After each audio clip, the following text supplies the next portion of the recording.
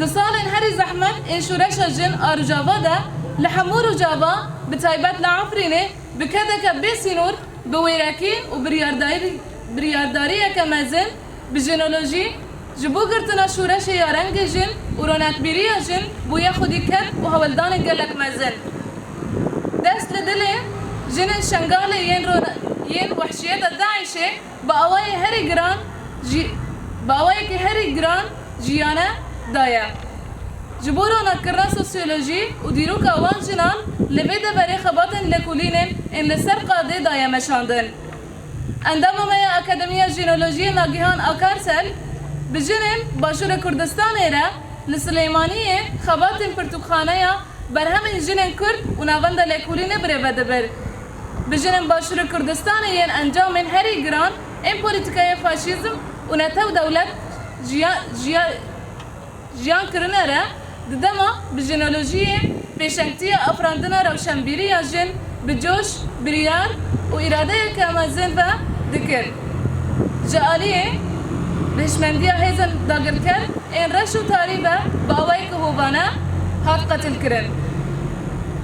ناگهان آکارسل لهمبر فاشیزم کوجینا امینی به هوانه قتل کرد و جبو افراندن ذهنی یا زانستی یا پیل شورش جن کو بدروشمه جن جیان آزادی لجیهان تبلند کرن بسالان کده و امی ناگهان آکارسل ببلند کرن شورش جن کردستان بدلجیین ام ددن دیار کرن کو امی جریکا تاریبون ذهنی فاشیزم و میریتیه خباتن بجنولوژیه و با افراندن رونقبیری جن طول هوال ناگهان هلگرن و ام بانگ دکن کو همو جنن شورشگر دموکرات جنن آزادی خواز اکادمیسیان و مروبن زانیار و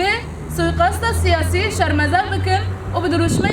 جن جیان آزادی تکوشین علدجی داگر کری کخواری میتینگری و تاریبون هشمندی فاشیزم تکوشین آزادی بلند بکن ام دکسیت شهناز ابراهیم او کافیه سلیمان ده بانگ همو جنن باشور کردستان دکن کو جبو زلال کرنا به جنایت سیاسی زغطه لسر حکومتا باشور کردستان بکن لهمبر به جنایت هوانه لدردورا دروشمه جن جیان آزادی بچالاکیین پیل شورش یا کل رجالات کردستان هاتیه پیش خستن ده چالاکیان بکن یک او پیشنگتی جیرا بکن من أجل تنوير علم المجتمع وتاريخهن أجرت بحثا ميدانيا في هذه المناطق. كانت ناجيهان أكارساي عضوة أكاديمية علم المرأة الجينولوجي تعمل مع النساء جنوب كردستان في مكتبة أعمال المرأة الكردية ومركز أبحاث في السليمانية مع النساء جنوب كردستان اللاتي عانين من أشد العواقب الفاشية والسياسات الدولة القومية في وقت الذي كانت تعمل عضوة أكاديمية علم المرأة بشكل متحمس بقوة وإرادة وإصرار كبير من خلال علم المرأة لخلق ثقافة المرأة. قتلت ناجيهان أكارساي وحشية بذهنية القوات الاحتلال ذات عقلية سوداء متطرفة. ستبقى ناجيهان أكارساي خالدة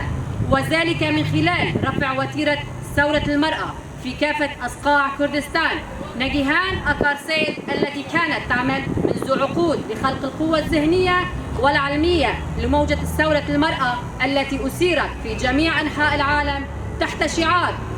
جيان آزادي ضد الذهنية الفاشية التي قتلت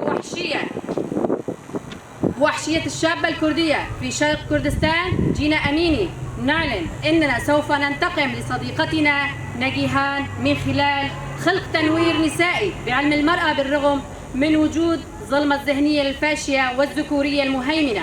وندعو جميع النساء الثوريات الديمقراطيات النساء الداعيات إلى الحرية الأكاديميين العلماء إلى إدانة هذا الاغتيال السياسي ورفع وتيرة النضال الحرية في وجه الاحتلال الاستعمار والظلم الذهنية الفاشية تحت شعار جيان آزادي في شخصية شهناز إبراهيم وكافية سليمان. ندعو جميع النساء جنوب كردستان إلى الضغط على حكومة جنوب لإلقاء الضوء على هذا القتل السياسي والكشف عن أبعاد الجريمة كما ونعاهدن ضد هذه الجريمة الوحشية الاتفاق حول الشعار جيان آزادي وتوحيد أعمالهن مع موجة الثورة النسائية التي طورت في رجالات كردستان ورياداتها.